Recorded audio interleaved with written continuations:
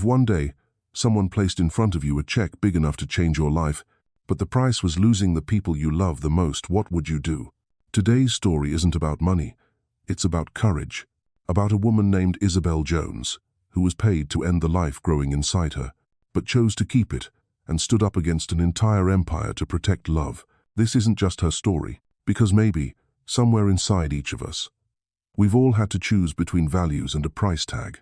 So sit back, because after hearing this story, you'll never look at love the same way again. New York City at night felt like its own universe. Beneath the towering glass buildings, streetlights reflected on puddles left by the evening rain, stretching out like thousands of fallen stars. Cars sped past, horns and voices blending into a rhythm that never stopped. But amid all that chaos, there were still people who lived quietly, like Isabelle Jones. Her small apartment sat on the third floor of an old red brick building in Brooklyn Heights. Inside, everything was warm yet straightforward. A worn wooden dining table she had polished herself, a few photographs taped around the window frame, and a white orchid leaning toward the light. Every morning, Isabelle woke early, tied up her soft curls, brewed a strong cup of coffee, and stepped out in her pale blue coat, always with that gentle smile. She worked as a nurse at Street Mercy Community Hospital, a small facility serving low-income patients. Her days were filled with rushed calls, unexpected emergencies, and sweat beneath the mask. Yet somehow, Isabelle always found time to ask how her patients were feeling, to draw little flowers on a child's bandage, or to sit and listen to a lonely old soul. To Isabelle, kindness wasn't something grand. It was simply how she chose to see the world with patience and compassion. That evening, as the clock struck 6, she changed out of her scrubs into a simple beige dress and slipped on a light coat. She was volunteering at the city's annual charity gala. She wasn't an honored guest, but she took pride in contributing even in the smallest way to programs that helped her patients.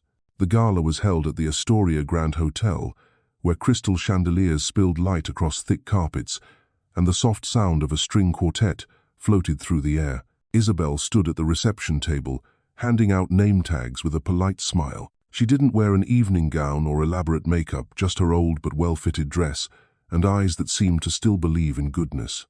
That's when the revolving doors opened, and a man walked in. Declan Richard, a name that made several people turn. Tall, steady in his stride, dressed in a fitted black suit, with a calm expression that made the world around him seem to move more slowly. Declan was the CEO of Richard Global Industries, one of the most powerful financial and tech companies in the country. To him, events like this were an obligation, an evening of polite handshakes worth more than well-meaning words. He arrived later than usual, still bearing a faint coffee stain on his cuff, the mark of a long day of meetings. When he approached the desk, Isabelle looked up and met his eyes. For a brief second, she saw something there, weariness, and beneath it, a quiet loneliness. "Good evening. Welcome to Street Mercy's charity gala," she said softly. As she reached down for his name tag, her glass of water tipped over. A few drops splashed onto the already stained cuff. "Oh my gosh, I'm so sorry," she gasped, grabbing tissues. Declan paused, watching her flustered movements, then let out a small laugh, the kind that eased the air between them. "It's all right," he said, voice low and warm. "Honestly, I think it makes the stain look better." They both laughed, and in that fleeting moment, two separate worlds seemed to pause. Isabelle handed him the name tag, her fingers brushing lightly against his. It was just a touch, but her heart skipped a beat. Declan felt it too. He had met hundreds of people, shaken thousands of hands, but never noticed anyone quite like this, a simple, "I'm sorry," trembling and sincere. When he walked away, he turned back once more. At the desk, the young woman with her hair neatly tied was still smiling at guests, unaware that she'd just made a man linger longer than he intended. Throughout the night, amid wine glasses and polite laughter, Declan's eyes occasionally drifted back toward the reception table. He saw Isabelle smiling at an older man, helping a guest find their seat, or gently straightening a crooked tablecloth. There was something about her, gentle yet firm, that held his attention. As the music shifted into the dancing portion of the evening, Declan stood watching the crowd spin beneath the golden lights. A soft jazz tune filled the air, slow and warm. He wasn't one for dancing, but tonight, he wanted to try. He walked toward Isabelle, who was tidying papers in a corner. "Would you like to dance?" he asked quietly, almost shyly. "Me?" "I'm just staff," she replied, surprised. "Then think of it as a small thank you for your work." She laughed, hesitated, then placed her hand in his. Under the golden light, to the rhythm of a saxophone and the soft tap of shoes on the floor, they began to move. Declan led gently. Isabelle followed, awkward at first but earnest. She laughed when she stepped wrong, and he laughed with her. For them, the room faded, leaving only the music and the two people moving as one. It was a short song, but long enough to begin a new chapter. When it ended, they stood close, silent, only their eyes speaking, quietly promising something yet unspoken. That night, Isabelle left the gala late, walking across the Brooklyn Bridge, the Hudson wind cool against her skin. The melody still played in her mind, along with his grey eyes and that rare, softened smile. And in a glass penthouse high above the city, Declan stood staring out at the glowing skyline, feeling an unfamiliar emptiness. For the first time, he wasn't thinking about deals or stocks. He was thinking about a trembling hand offering tissues and a voice that somehow stayed with him. Two worlds had just collided gently, but enough to change both of them. In the days after the gala, Isabelle returned to her usual routine: long shifts, crowded wards, the constant echo of intercom calls. But now and then, while washing her hands before a new case, she remembered that night, the music, the laughter, the touch. She smiled to herself. "Don't be silly, Isabelle," she whispered. "He's Declan Richard, and you're just a community nurse." But fate doesn't listen to reason. 3 days later, as Isabelle was checking the rehab ward, a deep voice called from behind her. "I'm looking for Miss Jones." She turned, and her heart skipped. Declan stood there, not in his usual sharp suit, but in a rolled-up shirt, smiling with disarming warmth. "I'm here with some paperwork for a new sponsorship program," he said, almost sheepish. "Turns out my company's partnering with this hospital." Isabelle laughed softly. "What a coincidence. Or maybe," he murmured, "something more than that." From that day on, they began to see each other more often, sometimes for work, sometimes for no reason at all. A cup of coffee during her break, a brief chat in the hallway, a text that said, "How's your shift today?" Isabelle found her heart quietly warming. Declan found himself waiting for those moments more than any board meeting.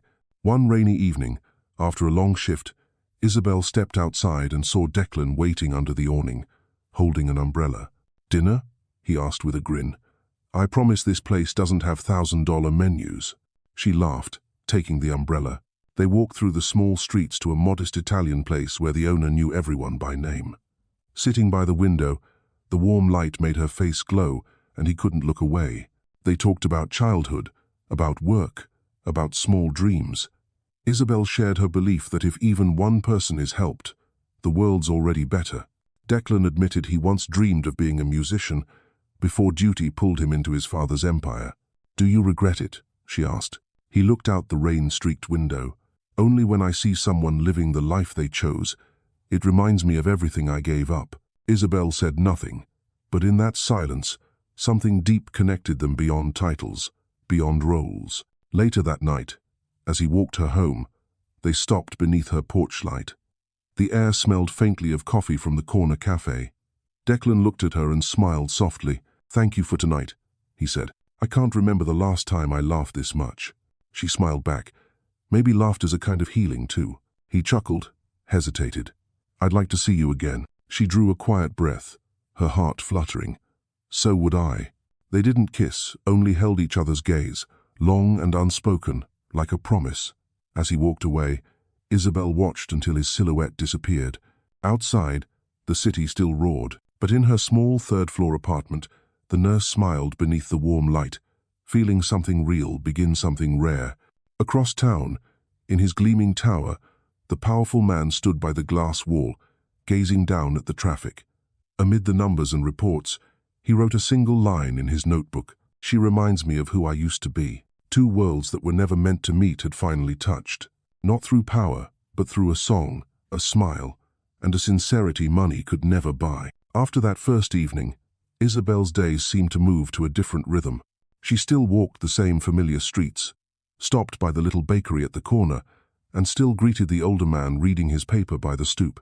Yet something had changed, a quiet light in her step, a soft hum that lived somewhere inside her chest. Across the city, Declan felt it too. His morning still began with meetings, calls, and endless reports. But somewhere between the numbers, her face would appear that gentle smile as she poured water, the way she flustered then laughed, and the line he couldn't forget. Maybe laughter is a kind of healing. He started finding reasons to return to the hospital. At first, to check on sponsorship paperwork, then bring 2 cups of hot coffee. "What are you doing here?" Isabelle asked the third time he showed up that week. Declan shrugged. "Maybe I'm addicted to hospital coffee," she teased. "You sure it's not someone at this hospital you're addicted to?" He looked at her serious, but warm. "If it is, I'm not planning to quit." Her cheeks flushed, and she turned away, smiling despite herself. Their encounters became a rhythm of their own. When Isabelle finished a late shift, Declan often waited at the small diner near the hospital. No fine dining, no champagne, just pasta, pastries, and sometimes the hot soup she loved. He listened as she talked about her patients, the little boy with cancer who still insisted on wearing his pilot's cap, the elderly woman who called her the angel in sneakers. Declan said little, just listened, and realized her kindness eased something in him. In his world, everything had a price, but with her, no value could measure what he felt. One Saturday afternoon, as the sun stretched long across the skyline, Declan invited Isabelle to Central Park. He brought 2 cups of tea, a thin blanket, and a slightly shy smile. "I can't remember the last time I sat in a park," he admitted, settling onto the damp grass. "Then maybe someone needs to remind you life isn't all about the 57th floor," she said playfully. "Oh? And how do you plan to remind me?" "By making you sit still and watch the sunset." They sat quietly, watching the sky melt into gold behind the trees. The breeze brushed through Isabelle's hair, a few strands falling across her face. Declan reached out instinctively to move them, then paused, his touch clumsy, but warm enough that she didn't pull away. "Do you ever get tired?" she asked softly. "Tired from work?" "No. Tired of being someone else to please everyone." He was silent for a while. "Every day," he said at last. "But then I met you." She didn't know how to answer. Her heart beat faster, and the city around them seemed to slow. Even after the sun disappeared, they stayed there saying nothing, needing nothing more. From that day, Declan began to change. He was still a CEO, still wore tailored suits, still signed million-dollar deals, but his eyes, they softened. He listened more. The silence in his penthouse no longer felt like an enemy. He played jazz now, the kind Isabelle liked, and watched the city lights reflect on the glass. And in her small apartment, Isabelle would sometimes sit by the window with a cup of tea, thinking of him. She knew the distance between them was an entire world, yet what unsettled her most was how her heart no longer cared about that distance. One night, Declan came to pick her up after her shift. "Where are we going?" she asked as he opened the car door. "To a place with movies, grass, and stars." She laughed. "That sounds suspiciously like a date." "That's because it is." They drove to an outdoor cinema in the old quarter. A giant screen stood between trees, and fairy lights hung above the crowd. Declan opened a box of popcorn, looking oddly serious. "I've never done this before."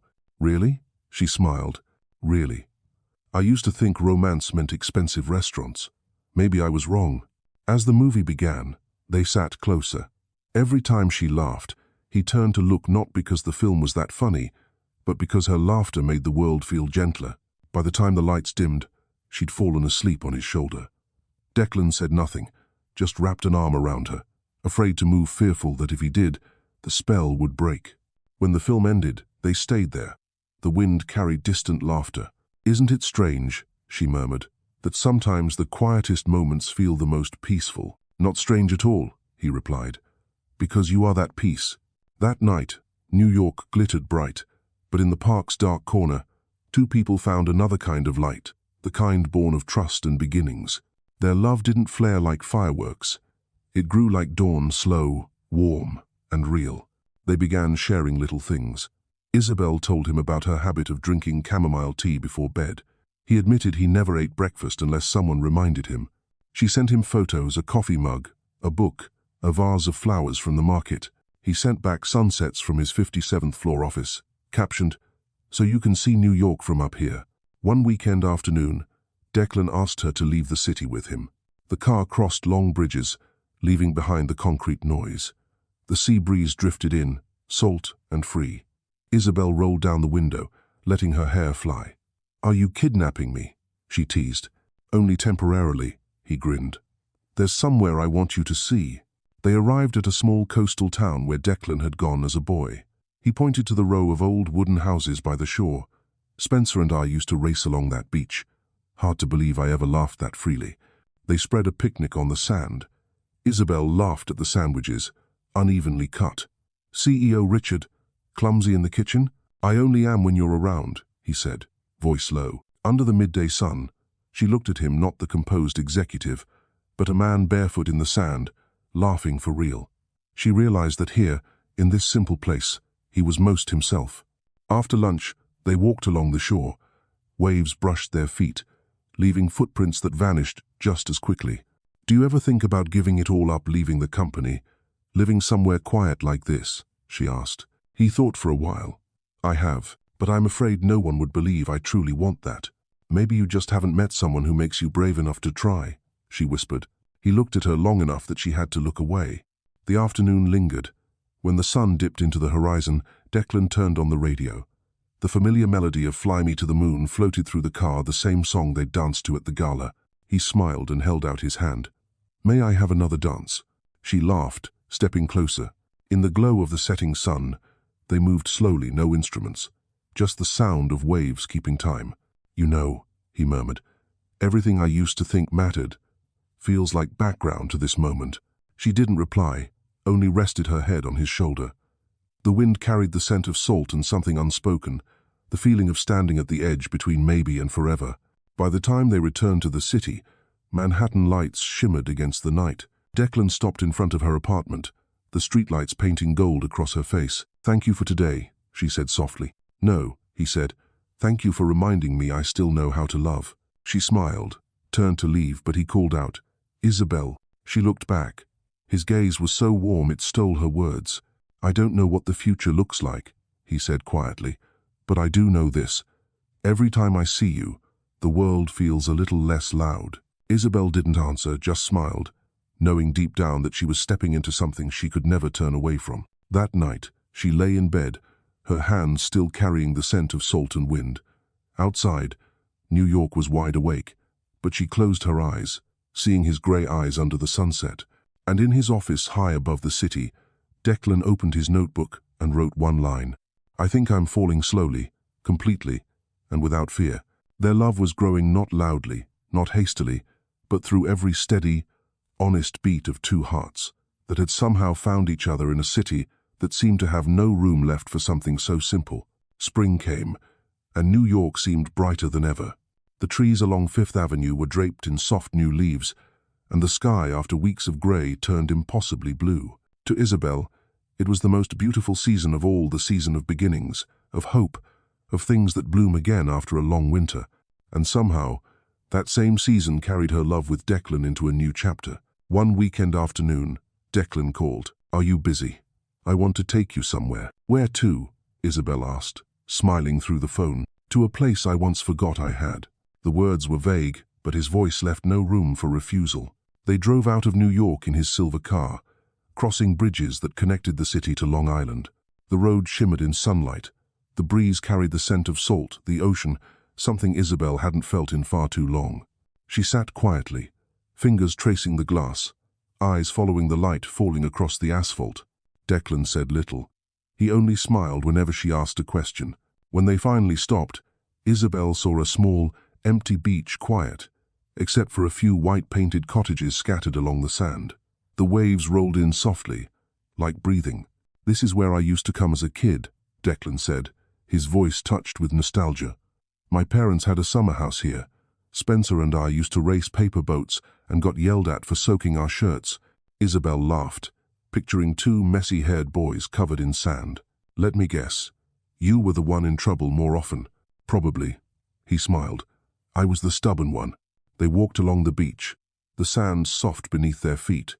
Isabelle took off her shoes, rolled up her pants, and let the cold water kiss her ankles.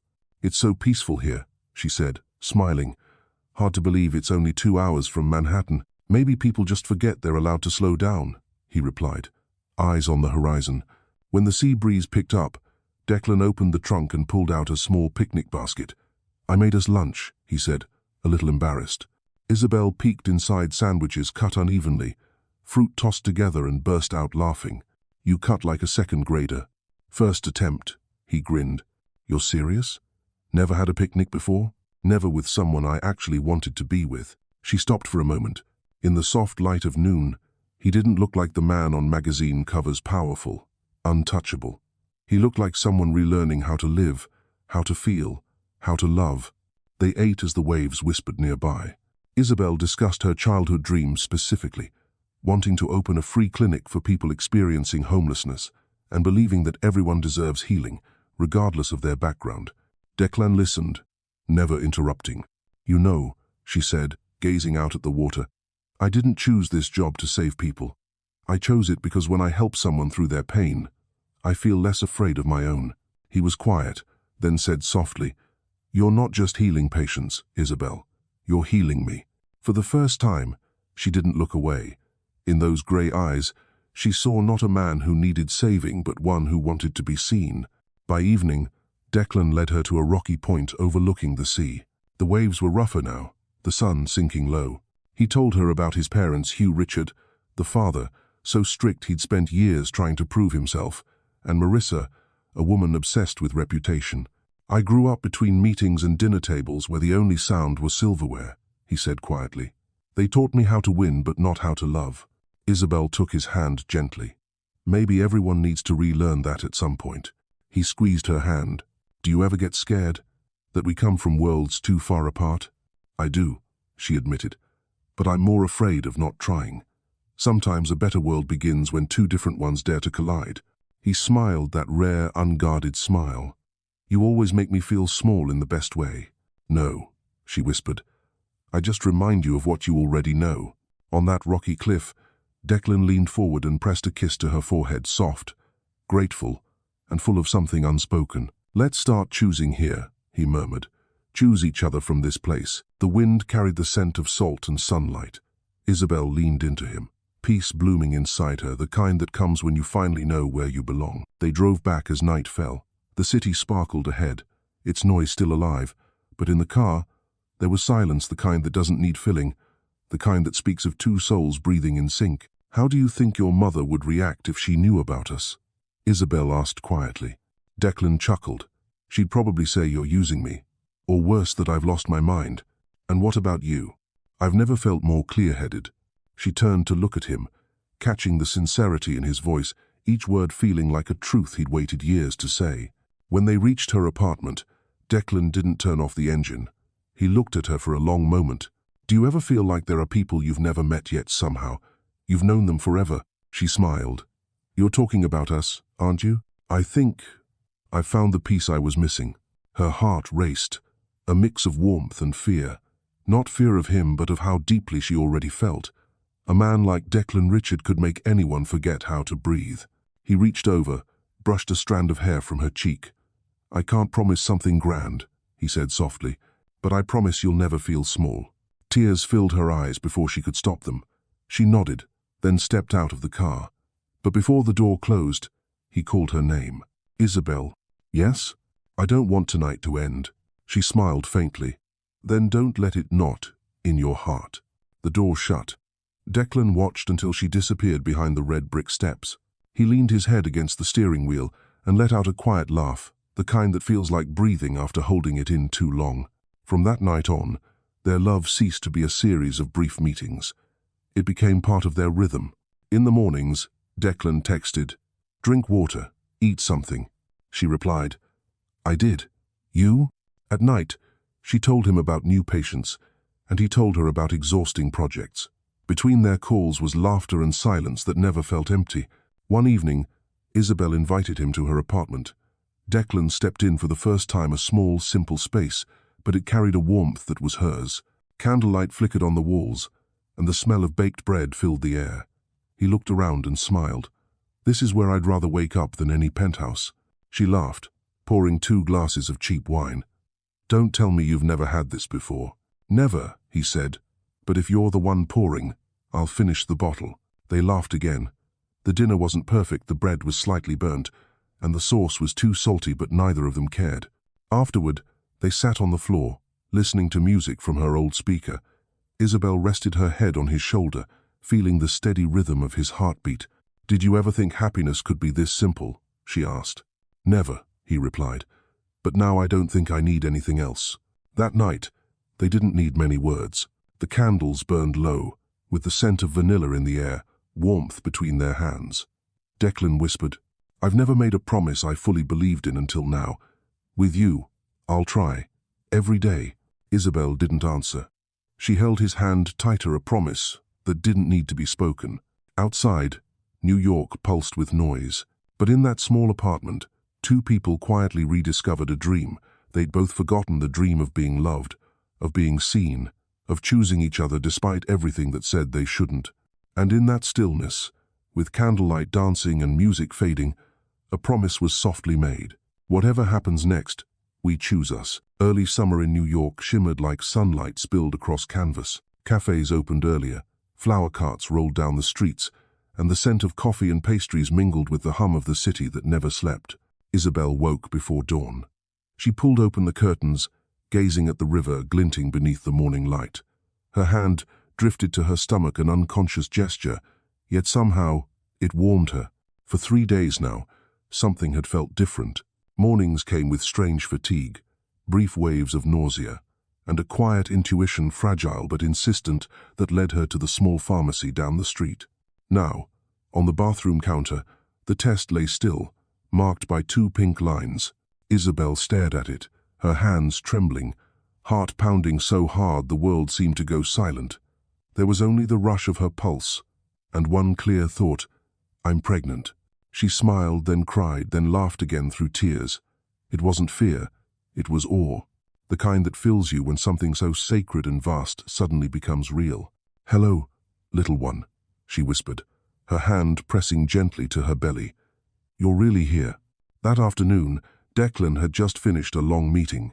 He was exhausted, but thoughts of her pulled him back to center. Since loving Isabelle, even his work felt different, purposeful. He no longer chased success for its own sake. He wanted to build something she could be proud of. His phone buzzed, a message from Isabelle. "Are you at the office? I need to tell you something." He texted back instantly, "I'm leaving now. I'll be home soon."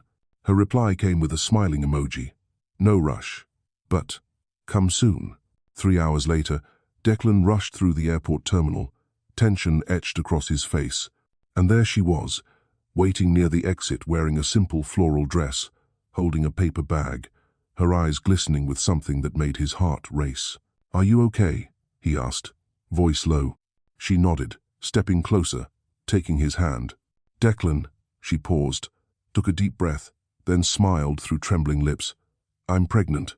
For a moment, time stopped. He stared at her, wide-eyed, speechless. Then a laugh broke from him, bright and unrestrained, like sunlight flooding the room. He pulled her into his arms, lifting her right there in the terminal, uncaring of the people watching. "Are you serious?" "Completely," she laughed through tears. "I took the test twice." "Oh my God." He exhaled, his hand trembling as it rested over her stomach. "We're having a baby." People around them slowed. Some smiled, but they saw no one else. Declan pressed his forehead to hers, voice husky. "You have no idea how happy you've made me. Isabelle, you're my miracle." She smiled, eyes glistening. "I'm happy too, just scared. Everything's going to change." "Yes," he said, holding her hand tighter. "It will, but only for the better. I promise you'll never face a single day alone." On the drive home, he didn't let go of her hand once. Every time he glanced her way, that boyish grin returned, as if he were seeing snow for the first time. They talked about the future, about baby names, about the little nursery they'd set up, about mornings when their child's laughter would wake them before the alarm ever could. That night, Isabelle lay on the sofa, her head resting on his chest. Declan placed his hand gently over her belly and whispered, "Hey there, little one. It's your dad. I promise I'll do everything to protect both of you." Isabelle chuckled. "You're talking like the baby can already hear you."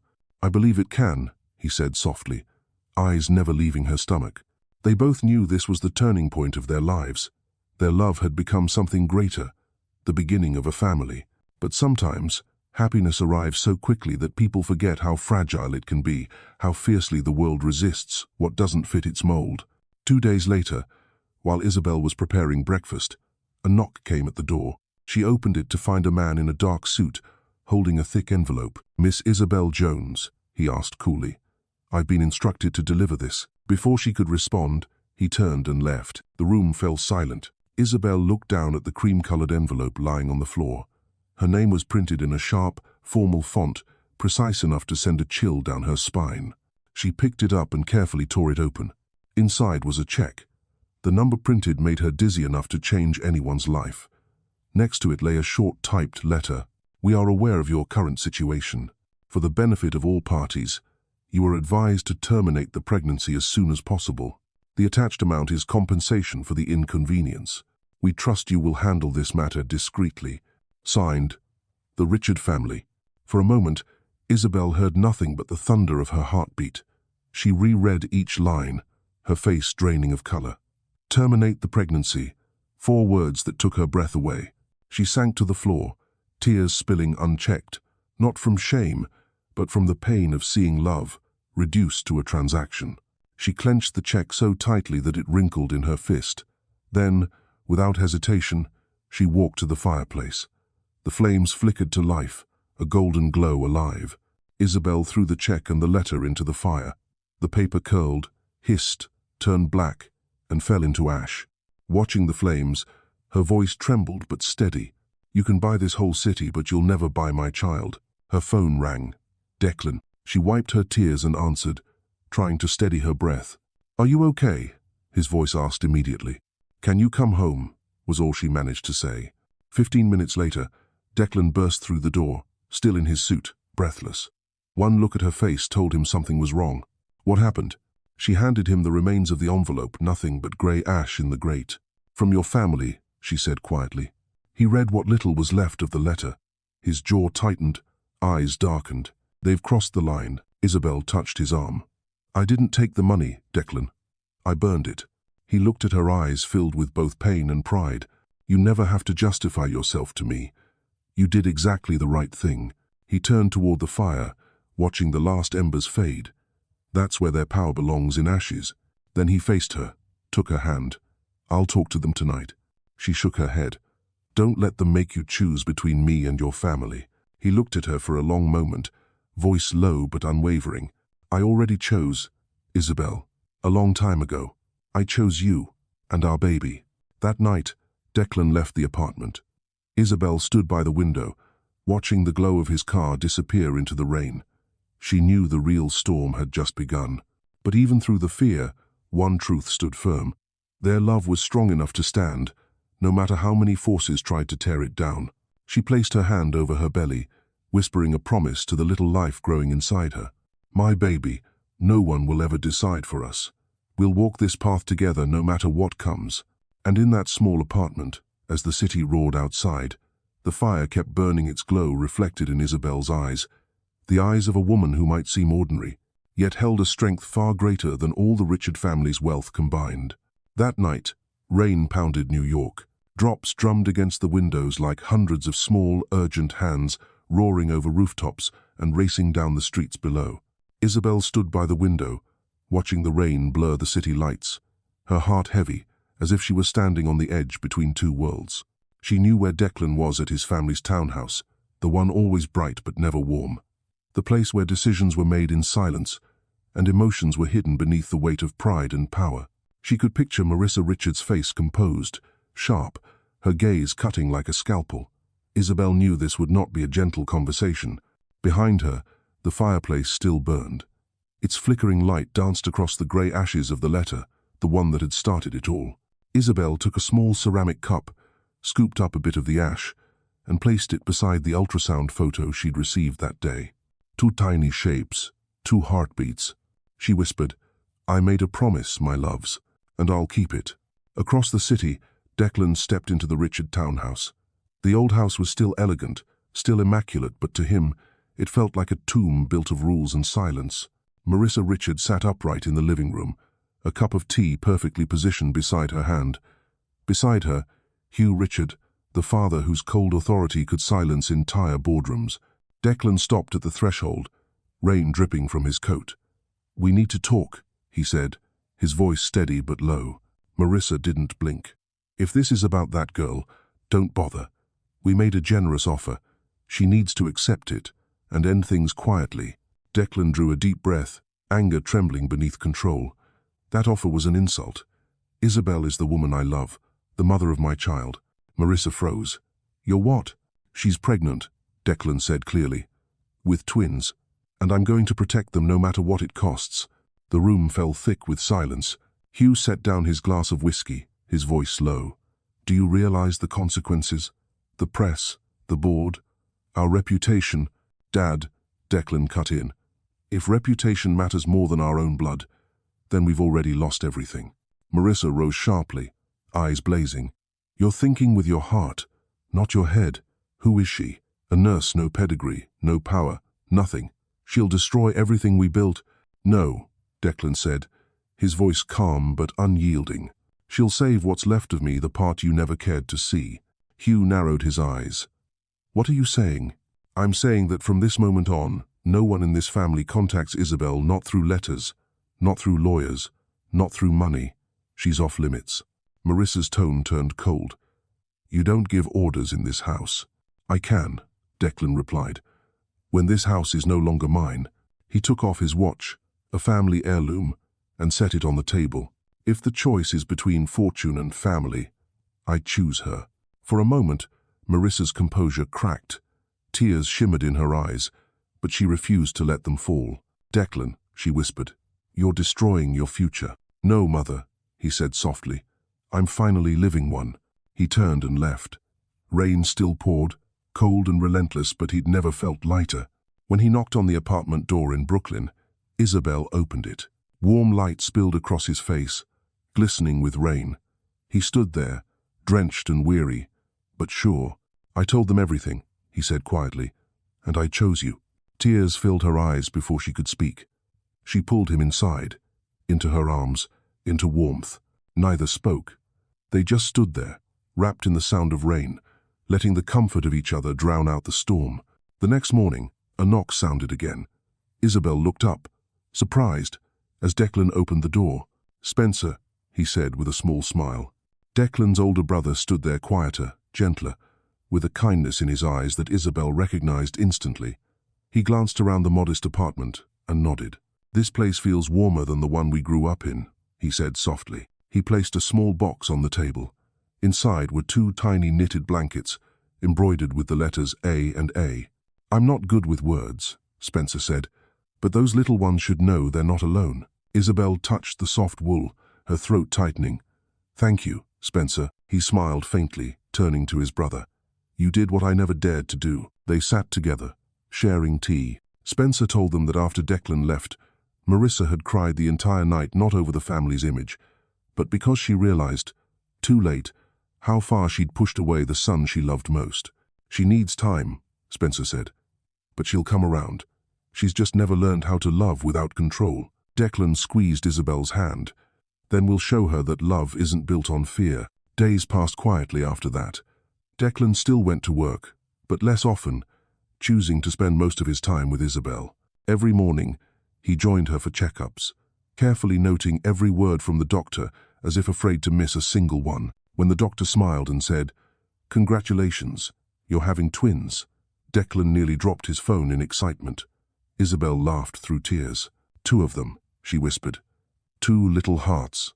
"Then double the happiness," he said, eyes glistening. That evening, they sat by the window, watching rain fall through the golden city lights. Declan rested his ear against her belly, listening. "Do you hear it?" she asked softly. He smiled. "I do. They have your heartbeat." They both laughed quietly, gently as if every fear had melted away. However, life rarely allows peace to linger for long. One afternoon, Isabelle received a message from her best friend, Imani. "Someone from the Richard family reached out. They want me to convince you to end the pregnancy." Isabelle froze. "And what did you say?" "I said no," Imani replied. "But Isabelle, they won't stop." That night, Isabelle couldn't sleep. She sat in silence, watching the glow of the streetlights ripple across the walls, her heart uneasy, yet steadfast. By morning, when Declan woke, she had already made coffee. "Declan," she said softly, her voice calm but resolute, "if we have to fight, let's do it together. But I don't want hate to guide us. I want them to understand people aren't things to be bought." He looked at her, and in her eyes he saw something no diamond could ever match: truth, courage, and love. He nodded. "Then we'll teach them not with anger, but with love." Together, they sat at the table and began to write a letter, not one of defiance but of dignity. "We don't need money. We ask for respect. Our children are not mistakes, but gifts. When the family is ready to see that, we'll be here not in anger, but in faith." Declan signed his name. Isabelle added one simple line beneath it: "Love can't be bought." They sent it without lawyers, without threats, just a plain white envelope, carrying the quiet strength and belief of two people in what was right. That evening, as Declan sat by the fire and Isabelle rested against his shoulder, she asked softly, "Are you afraid?" He smiled. "Yes, but for the first time, it's a fear worth having." Outside, the rain had stopped. The drops clinging to the window shimmered under the streetlight like tiny fragments of hope, glowing brighter from the ashes of a letter that once tried to extinguish love. Autumn came to New York, leaves scattered along the boulevards, the wind whispered through narrow alleys. But inside the small Brooklyn apartment, Isabelle no longer felt the romance of the season. The air was heavy, thick with quiet worry. She knew the confrontation Declan had promised to face was drawing near. 3 days after they'd sent their letter, Declan's phone wouldn't stop ringing calls from his mother, from the family's lawyer, from the press. Rumors were spreading fast. The young billionaire CEO whose girlfriend is pregnant out of wedlock. Spencer texted only one line: "They know, be ready." That night, Declan sat in silence at the table. Isabelle brought him a cup of tea, setting it gently before him. "You're going to see them, aren't you?" He nodded. "I can't let them hurt you again. I need to end this clearly, once and for all." She placed her hand over his. "Don't fight for me, Declan. Speak for what's right." He looked at her for a long moment, then nodded. "I promise." The next afternoon, Declan drove to the Richard estate, the old mansion on the Upper East Side. Once, it had felt like home. Now it was just walls built to contain silence. The iron gate opened, autumn leaves tumbling along the stone path that led to the grand hall. Marissa Richard was waiting by the fireplace, poised in a pearl-grey dress, her calmness betraying the faint tremor at the edge of her eyes. Hugh sat nearby, a glass of whiskey in hand, his expression that of a man long used to control and exhausted by it. "You've embarrassed this family," Marissa began coldly. "The world is talking. You've made us all a joke." Declan stood tall, voice steady. "If a child is something to be ashamed of, then maybe the world needs to learn to laugh more." Her jaw tightened. "You don't understand. Everything this family has its influence. Its stability depends on the choices you make. And have you ever considered," Declan said quietly, "how your choices have affected me?" Silence fell. In the corner, Spencer watched, saying nothing, but his gaze spoke volumes. Marissa took a step forward. "That woman made you weak. Love has no place in this world, Declan, it's a luxury." "No, Mother," he replied, calm but fierce. "Love is the only thing that makes this world worth living in." The words struck like lightning. Marissa turned away, blinking fast, a single tear slipping free before she could stop it. Hugh spoke at last, voice low. "Son, are you certain this is the path you want? There's no turning back." Declan met his father's eyes steady, unwavering. "I'm not turning back, Dad. I'm walking out from under your shadow." No one moved. The tension hung in the air, sharp as glass. Then Spencer stepped forward and placed a hand on his brother's shoulder. "If you go, I go too." "Spencer, don't," Marissa started. "I'm not rebelling," he said softly. "I'm just choosing what's right, the choice you and Dad should have made long ago." Hugh sighed, eyes heavy. "You two, you're more like your mother than you realize." Declan turned and walked toward the door. No one stopped him. The sound of the latch echoed through the hall as the autumn wind swept in, scattering crimson leaves across the marble floor. On the drive back, he felt something hollow inside, but within that emptiness was freedom, the kind he had never known until Isabelle. When he arrived home, night had fallen. Isabelle was sitting on the couch, stitching a tiny baby shirt she'd bought earlier that day. When the door opened, she looked up and saw him Rain still on his coat, eyes tired but shining. "You told them, didn't you?" she asked. "I did," he said softly, kneeling in front of her. "And I think this is our real beginning." She smiled through tears. "I knew you wouldn't take the easy road." "Easy was never what I needed," he said, resting a hand on her belly. "I needed real." She leaned against his shoulder. "I'm scared," she whispered. "Not of them, but of you regretting this someday." He lifted her chin gently. "You know, the first time I stopped being afraid of anything was when I met you, and I promise I'll keep that vow, even through the storm." And as if on cue, the storm came that very night. The wind howled against the windows, rain lashed the glass, and thunder cracked across the sky. Isabelle stirred, wincing sharp pain twisting in her belly. "Declan." He woke instantly, gripping her hand. "What's wrong?" I think something's not right. It hurts." He didn't hesitate. He scooped her into his arms and ran out into the storm. The rain pounded, the streets slick beneath his shoes, but he didn't slow. Thunder roared, but all he heard was her ragged breathing against his chest. "Hold on, Izzy. I've got you. I'm here." They burst through the hospital doors just as lightning split the sky. Imani was on shift. The moment she saw them, she rushed forward. "Get her to maternity now." Declan stayed beside Isabelle every second, gripping her hand as she labored through the pain. "I'm scared," she gasped. "Don't be," he whispered, eyes wet. "I swear, we'll get through this. All three of us." The room was filled with harsh light and echoes of thunder outside. Declan's hand stayed locked in hers, feeling every tremor, every squeeze. "Look at me," he said softly, voice breaking. "Don't let go, Izzy. Breathe with me." Time dissolved into waves of pain and breath until, suddenly, a sound pierced the storm. A cry.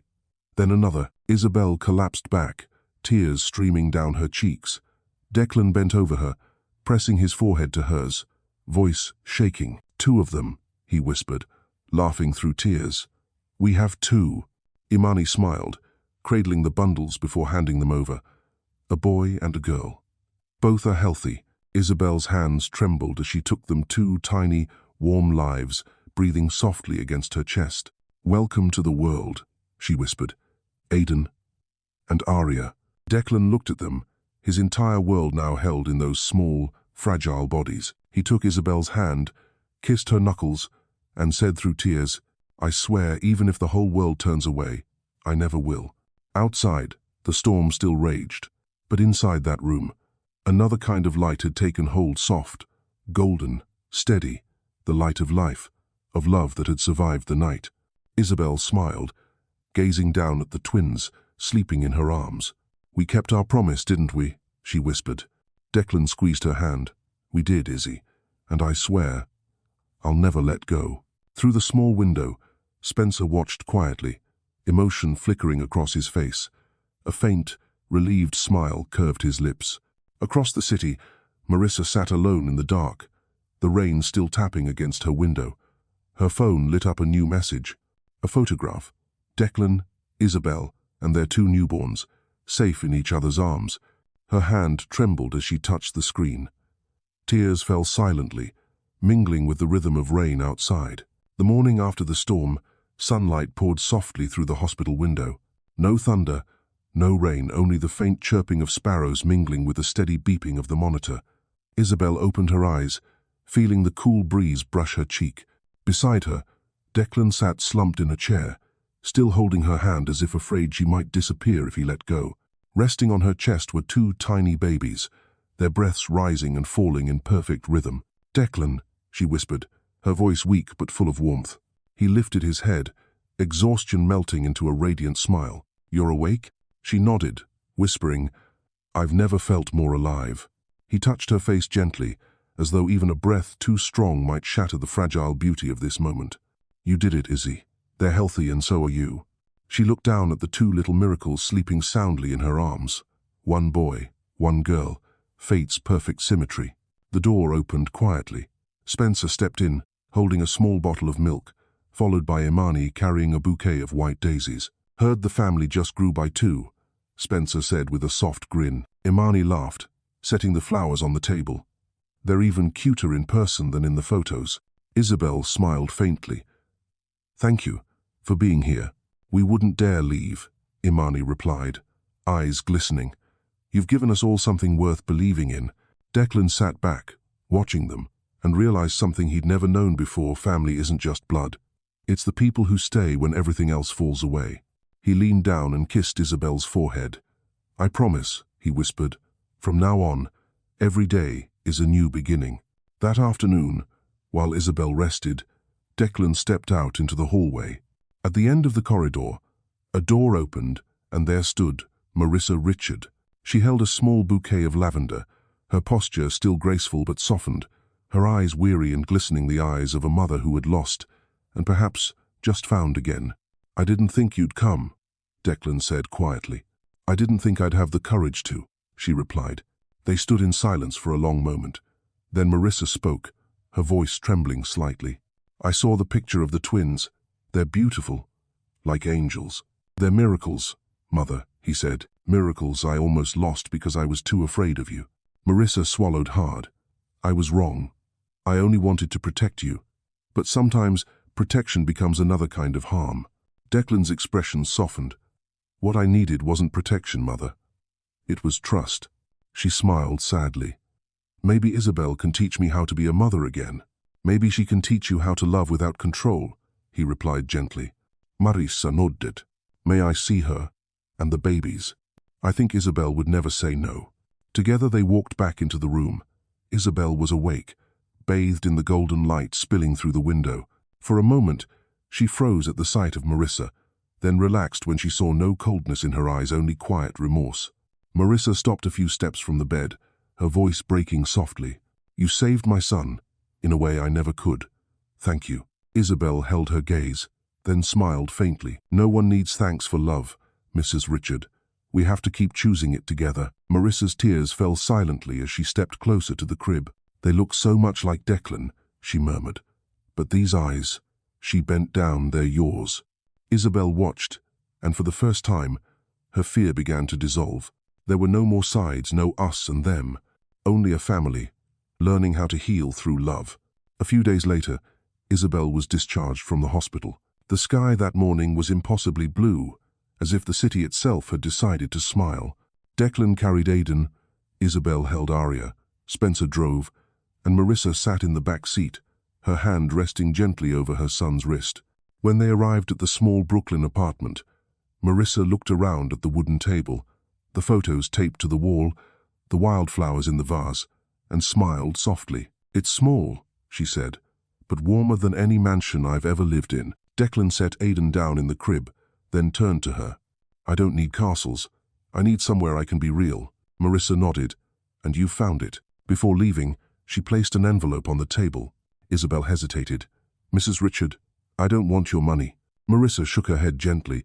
"It's not money, just a note." Inside was a simple card, written by hand. "I'm sorry, and welcome to the family." Tears filled Isabelle's eyes, not from forgiveness, but from witnessing what love, and only love, could do. Open a heart once sealed by pride. That night, Isabelle lay between her two sleeping babies. Declan sat beside her, reading aloud the note he'd typed on his phone. Day 1 of Aidan and Aria. Day 1 of a real family. He turned to her, smiling softly. "I used to think miracles only lived in stories. Then I met you." Isabelle's eyes fluttered closed as she smiled. "And I met you in a world that only knew how to count money." Outside, the sky was clear. Moonlight shimmered through the window, casting the faint outline of 4 figures nestled together in their small room. A miracle quiet, unknowingly, but real. The gentle warmth of hearts that had learned, at last, how to love again. The first month passed in that sweet, chaotic blur only new parents truly understand. Days and nights bled into one. Isabelle learned how to rock Aria to sleep while mixing a bottle for Aidan, and Declan wrestled with diapers, milk, and a calendar full of board meetings. Richard Global still needed him. The board pressed, the media speculated, and the stock wavered with every rumor. But for Declan, the only number that mattered each morning wasn't in a report. It was how many hours Isabelle had managed to sleep between feedings. Every dawn, as sunlight slipped through the blinds, He'd quietly make her coffee, always in the mug with the tiny cat print she loved. "How much sleep did you get?" Isabelle murmured, voice still thick with dreams. "Enough to dream about you," he said, yawning. "Really?" "Yeah. Though even in the dream, you were changing diapers, so I woke up fast." They both laughed, soft, tired laughter that filled their little apartment like sunlight. Imani came often, calling herself Auntie M. She'd cradle Arya, humming lullabies, rocking gently. "Your mama's an angel, your daddy's a billionaire, and you," she whispered to the baby, "you're the reason the world is learning how to love again." Isabelle giggled, while Declan pretended to frown. "Careful, Auntie M. You'll make her too charming for her own good." Outside, winter crept in. Snow dusted the red brick rooftops like silver powder. Inside, warmth bloomed in laughter, in the scent of milk and coffee, in the way Declan's eyes softened every time he looked at his family. But not everyone welcomed the change so easily. One morning, Declan opened an email from the board. "The Richard family must make a public appearance. Your absence is unsettling the shareholders." He read it twice. He knew what it meant the moment he'd been avoiding. He turned to Isabelle, who was rocking Aiden in her arms. "They want me back. Another gala." She smiled faintly. "Then go. Don't hide. But go as you, not as who they expect you to be." He looked at her, his resolve softening into love. "I don't want to leave you and the babies." "I know," she said, "but this isn't leaving. It's proving that love didn't make you weaker, it made you real." Her words struck deep, gentle, but piercing. The night of the gala arrived. The venue sparkled beneath glass chandeliers, the floor glimmering like a sky full of stars. Declan wore a black suit, the same man the city once idolized. But this time, something was different. He wasn't alone. Isabelle walked beside him, wearing a soft blue dress, simple, graceful, her hair tied up, her eyes bright, her smile calm. Camera flashes erupted. Voices fired questions like bullets. "Who is this woman? Are the rumors about the twins true?" Declan only squeezed her hand tighter and smiled. "This is Isabelle Jones," he said evenly. "And yes, the twins are ours. Thank you for your congratulations. No evasión, no apology, just truth." At the back of the room, Marissa and Hugh watched their son take the stage.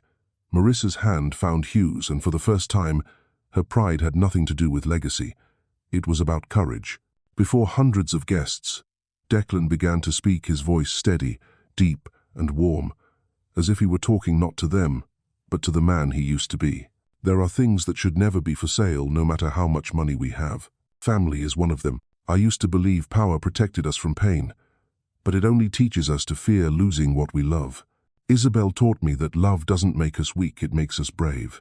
If anyone asks me what success means, it's the sound of my children laughing when I walk through the door." Applause thundered through the hall. Some people moved, others were stunned. In the front row, Isabelle stood with tears glistening in her eyes, her hand pressed over her heart. When it was over, Declan stepped down, took her hand, and whispered, "We did it." She smiled softly. "You did it. I just reminded you who you are." The following week, headlines praised him as the most humane CEO in America. But titles meant nothing to Isabelle. What mattered was that very night, Declan came home, lifted Aiden and Arya in his arms, and said, "Daddy told the whole world about you." The months that followed brought peace. Isabelle returned to the hospital part-time, while Declan came home early every afternoon to bathe the babies. Spencer became the favorite uncle, teaching Aiden how to grip his finger, while Marissa arrived every Sunday with homemade soup, her quiet way of saying, "I'm sorry, I'm learning." One spring afternoon, they gathered in Central Park. Isabelle spread a blanket, Declan pushed the stroller, and Marissa sat on a bench watching the sky shift from gold to pink. "It's strange," she said softly. "I spent a lifetime protecting an image, only to realize the only thing worth keeping is the people we love." Isabelle smiled, saying nothing. She watched Declan chasing Aiden across the grass, Arya giggling in Spencer's arms, sunlight dancing in their hair. She realized happiness doesn't shout. It breathes quietly, in the moments when someone chooses to stay, even when the world turns away. That night, after the twins fell asleep, Declan sat by the window, watching the city lights flicker below. "I used to think if I lost everything, I'd fall apart," he said softly. But now I know if I still have you and the kids, I have everything." Isabelle wrapped her arms around him, resting her head on his shoulder.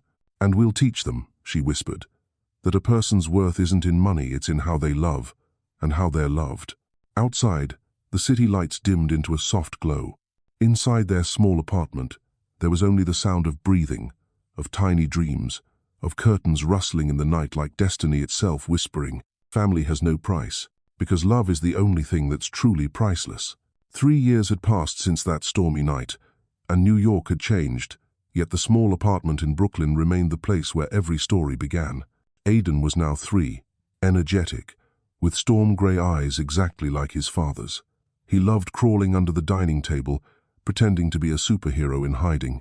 Aria was quieter, gentler, the kind of child who would rush to hug someone whenever they were sad, as if her tiny heart already understood what pain meant. Isabelle still worked part-time at Street Mercy Community Hospital, teaching new nurses how to communicate effectively with patients.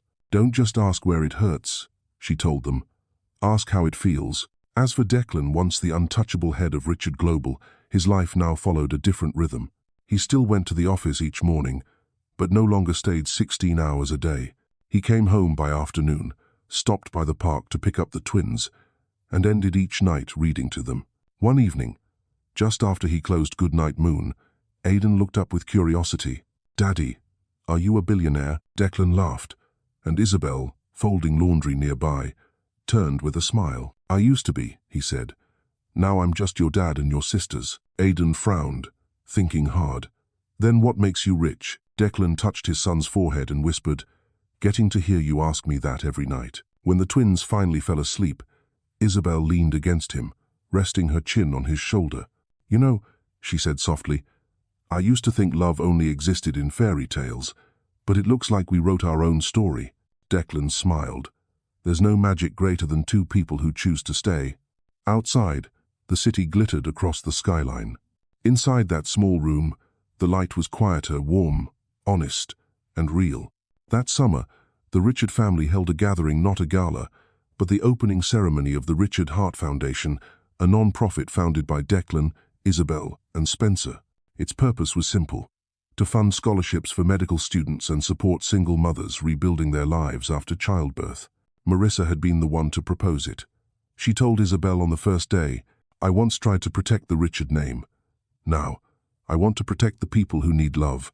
On the day of the inauguration, a new marble sign was unveiled on Lexington Avenue, engraved in silver, "For every heart that chose love over fear." Isabelle stood at the podium, her voice calm and strong, not defensive, not trembling, just the voice of a woman who had walked through storms and discovered courage on the other side. "I wasn't born into wealth, but I know what kind of love makes us strong. I once received a letter saying my life could be bought. Now I know no amount of money could ever buy these hearts." She turned, looking at Declan, then at the 2 children sitting in the front row.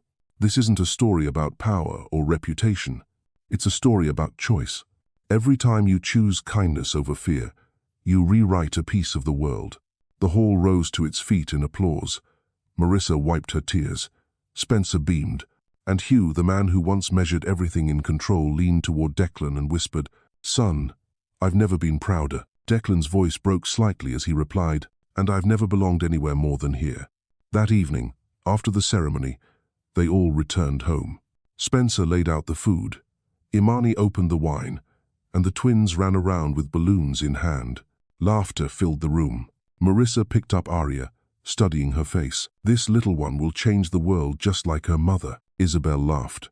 "I just hope she inherits her grandmother's ability to forgive." Everyone chuckled. Even Marissa, a soft, genuine laugh Isabelle once thought she'd never hear.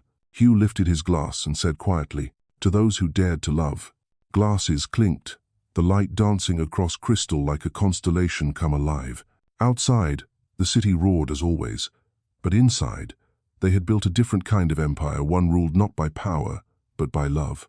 Later, when the guests had gone, Isabelle stepped out onto the balcony. Stars shimmered faintly above the skyline. Declan joined her, draping his coat around her shoulders. "What do you think tomorrow will be like?" she asked. "Probably another long day," he said with a grin. "Aidan will want pancakes. Aria will insist on her princess dress. And you," she laughed, We'll have to take care of all three of you. He wrapped his arms around her from behind, pulling her close. I don't need anything else. She tilted her head, whispering, You know, Declan, we turned pain into a legacy, not one of money but of love. He rested his chin on her shoulder, eyes tracing the horizon where the city lights still burned bright, but no longer blinded him. And that, he murmured, is the greatest fortune I've ever had.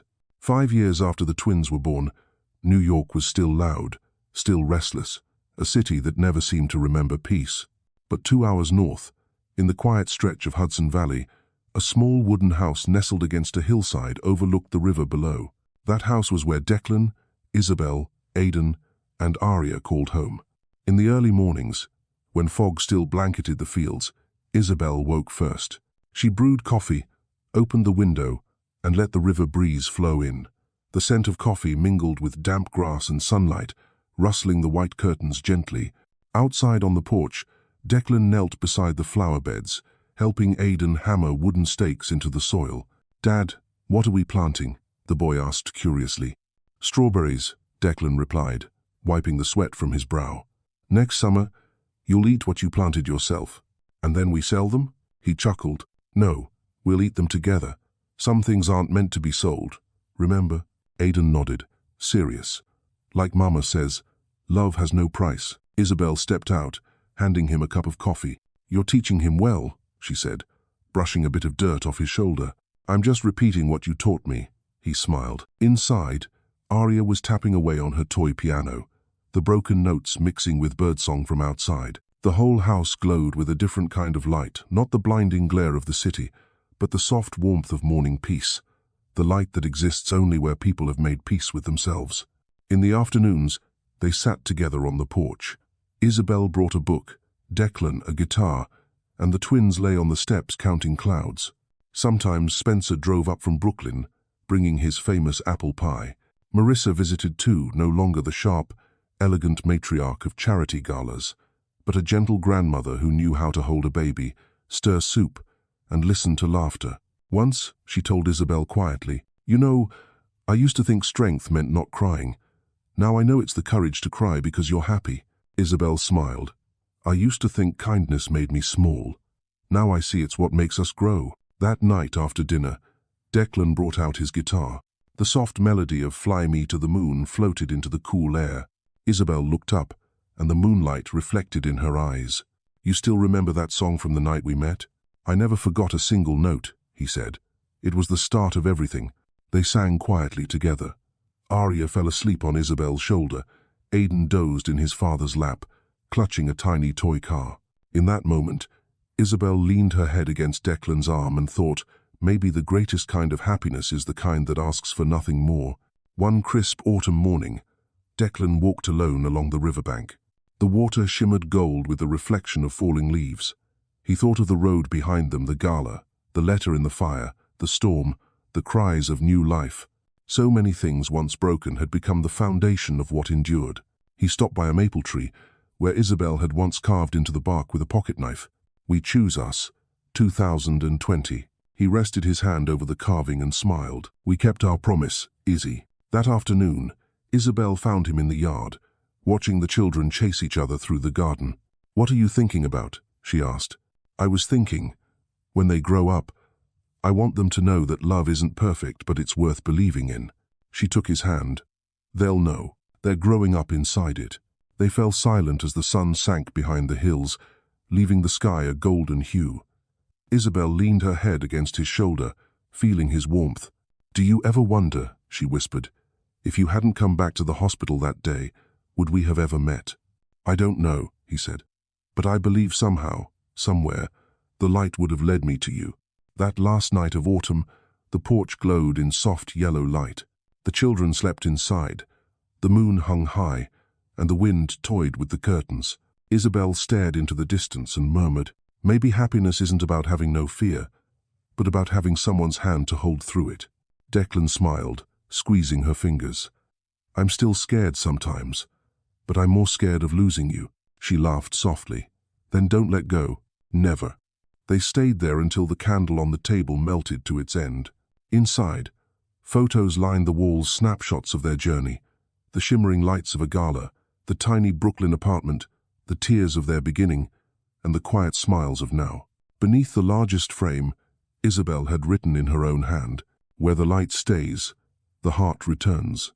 The camera of imagination slowly pulls back the porch light still glowing, faint laughter drifting from the house, the narrator's voice closing softly. Sometimes love doesn't need to be perfect. It just needs to be true, two people choosing each other in a world that never stops talking.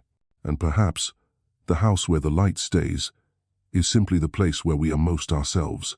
If Isabelle and Declan's story made your heart stir, even just a little, leave A in the comments to remind the world that love still has a place here. And don't forget to follow Mr. Carson Stories, where every story isn't just meant to be heard, but to be felt, believed, and lived with your heart.